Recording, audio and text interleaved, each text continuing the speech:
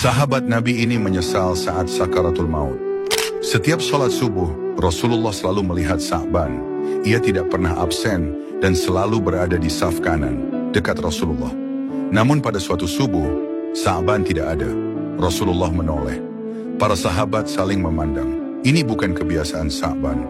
Selesai sholat, Rasulullah bertanya, "Di mana Sa'ban? Aku tidak melihatnya hari ini."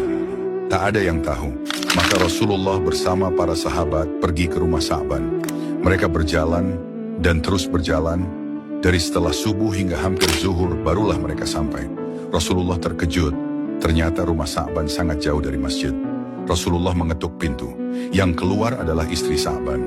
Wajahnya terkejut melihat Rasulullah berdiri di depan rumahnya. Rasulullah bertanya lembut, "Di mana Sa'ban? Aku tidak melihatnya saat subuh." Dengan suara bergetar istrinya menjawab, "Wahai Rasulullah, Sa'ban telah wafat semalam dan telah kami kuburkan." Para sahabat terdiam, sebagian menangis. Rasulullah Shallallahu Alaihi Wasallam mendoakan Sa'ban. Lalu istrinya berkata, "Wahai Rasulullah, sebelum Sa'ban wafat, ia berteriak 3 kali." Rasulullah Shallallahu Alaihi Wasallam bertanya, "Apa yang ia ucapkan?" Istrinya menjawab, "Kenapa tidak lebih jauh? Kenapa tidak semuanya? Kenapa tidak yang baru?" Para sahabat bingung, apa maksudnya? Rasulullah tersenyum.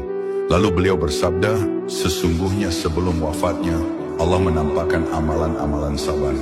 Mana teriakan pertama? Kenapa tidak lebih jauh?" Rasulullah menjelaskan, Sa'ban diperlihatkan pahala langkah kakinya ke masjid. Setiap langkah dihitung pahala besar. Saat itu ia menyesal. Kenapa rumahku tidak lebih jauh, agar langkahku lebih banyak? Makna teriakan kedua, kenapa tidak semuanya? Rasulullah menjelaskan, Sa'ban diperlihatkan pahala karena di setiap perjalanan ke masjid, ia memberikan setengah bekal rotinya kepada pengemis di jalan. Ia menyesal, kenapa aku tidak memberikan semuanya? Makna teriakan ketiga, kenapa tidak yang baru? Rasulullah menjelaskan, Sa'ban biasa memakai 2 lapis pakaian, yang baru dan yang lama. Di jalan ia memberikan pakaian lamanya kepada orang miskin yang kedinginan. Saat pahala itu diperlihatkan, ia menyesal. Kenapa bukan pakaian baruku yang aku berikan? Mendengar penjelasan itu, para sahabat menangis, istri Sa'ban menangis. Dan kita yang mendengarnya ikut tersentak.